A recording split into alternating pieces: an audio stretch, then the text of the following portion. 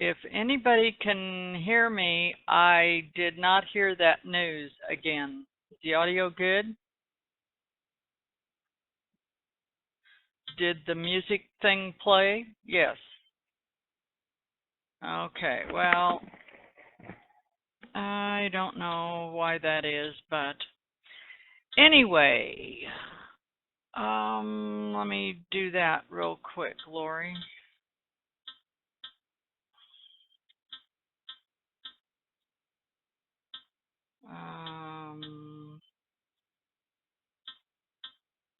No, Mixer's got everything up normal. Play it again? Okay.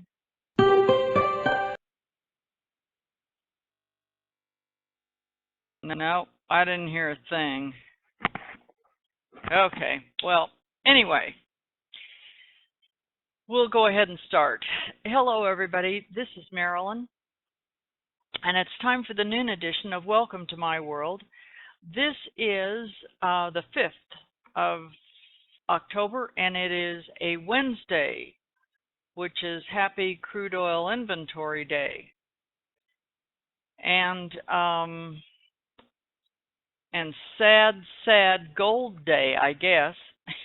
Anyway, we've had, there's been some trades available. It looks to me like the laggard and the indices today has been the ES, but the really strong market of those four has been TF.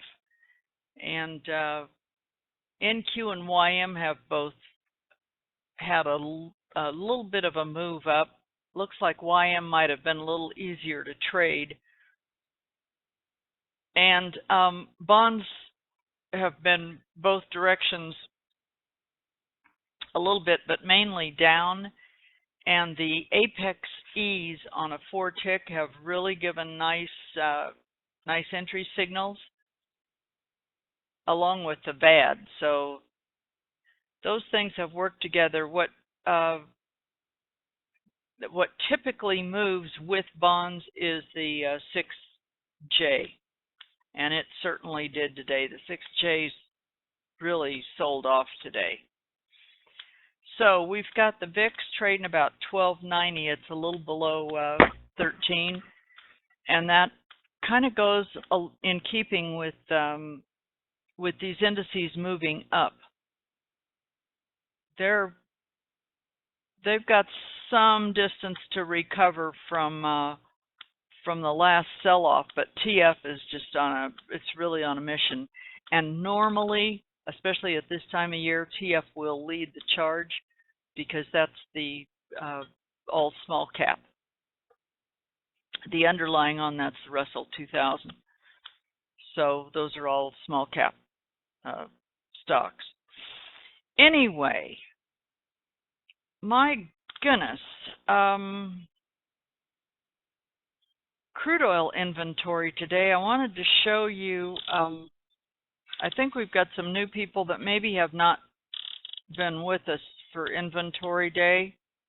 Comes out at 10:30 every Wednesday, unless it's a holiday on Monday, in which case they move it to Thursday.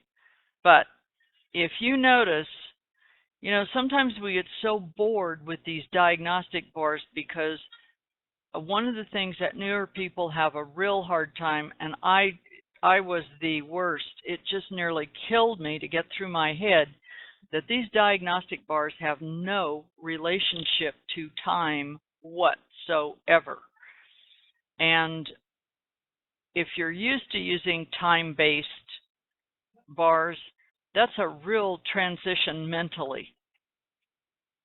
But right here is 10:30, where my crosshair, I think it's an arrow that you see on the camera. So right here it's 10:30.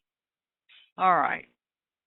And I did post in here to be very careful of this, because after the big move up earlier, which I'll show you on the C's chart, this thing has been, where were we? Yeah. From overnight, This thing has been moving up and up and up and up, almost up to this big magnet up here at 49.80. And just before inventory, this is a huge move from 48.60 up to 49.80 almost. Even when they give you the clue, the API says, yeah, this is going to be a much larger than expected drawdown on this inventory. I'm just concerned that this price is pretty well baked into the cake, because that API comes out at 4:30 on Tuesday afternoons, or 4 o'clock maybe. But anyway, that told me, along with the psychological number up here at $50 on crude oil, that the probability this was going to break this big magnet and really go very far, I wasn't too keen on that whole idea. And it did break it, but it didn't go very far. It got almost to 50. 49.95, I think, was the high of the day. But anyway, right here on this VAD chart, it's 10:30, and if you notice, there's absolutely no VAD whatsoever. And the other thing is, all the way over here at the other side, it's still 10:30. It's not 10:31, it's 10:30. So this really put in a bunch of bars. It didn't get 1 minute until all the way over here. So it put in a bunch of bars. This is absolutely untradeable with that kind of speed. There is no way. So you have to just kind of stand back and wait and see. The VAD still didn't tell us anything, and it's only 1 minute. But when it refused to break down and it put these 4 VAD bars right in here, and then this next one turned the opposite color, this is likely to be a good place to get in, right in here. And you got a trend catcher confirmation. Where would it go? My expectation on this was to the magnet. I didn't think it would go any farther. So what is that? Maybe 15 ticks. But today was just not a day to get a big move off of crude oil like it was last week. And that's another thing that tells you that the price is pretty well baked into the cake when they release that thing. So anyway, gold had some really nice moves this morning. Just follow the indicators. It's very, very useful to follow the indicators. Somebody yesterday made a great point. He was just amazed. He had 74 ticks, and he just followed the rules. It's just amazing how that works. So anyway, tomorrow we're going to have some more news. Keep in mind, this is the first week of the month, of the trading month. So there is some early morning European numbers tomorrow morning. 7:30 is not real significant, but at 8:30 are the U.S. claimed unemployment every Thursday morning at 8:30. And depending on what those are, they can move the market. Be sure you don't just take a trade blindly right at the stroke of 8:30 and not realize that's happening. Canadian building permits are coming out at the same time.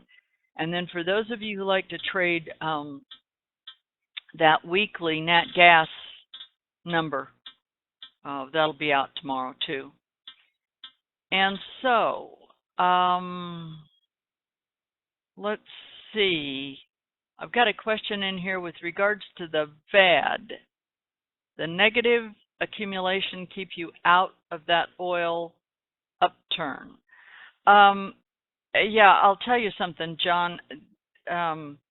Getting into all this accumulation and distribution and I can't keep track of all that stuff. I am highly visual. So what what I go by is what I see. And if all that kind of stuff helps you, everybody's brain is just a little bit different. And I know I've talked about this before, and that's how I started trading crude oil, with kind of my own little world, because I just flat could not keep up with the way Daryl did stuff. I could see it was all incredibly accurate, but he's measuring this and jumping around over here and doing all this stuff. But all of us, if you just take what the apex system and all of the strategies are so unbelievably accurate, if you don't see what if it's not coming to you real easily, either get some help or try to look at it just a little bit different way. And that's what I've had to do, because I don't learn with all these numbers going everywhere in my head. I have to see it, and it's how it behaves relative to other things. For instance, even with this big move here and this move, if this volume was dropping off right here, I'd be real disinclined to get to that, and I don't know how else to explain it. But anyway, it's what makes sense to you. So I hope that helped. Probably just cleared a little bit of mud. I have no idea. So anyway, be careful that 8:30 news tomorrow morning. That's the one thing.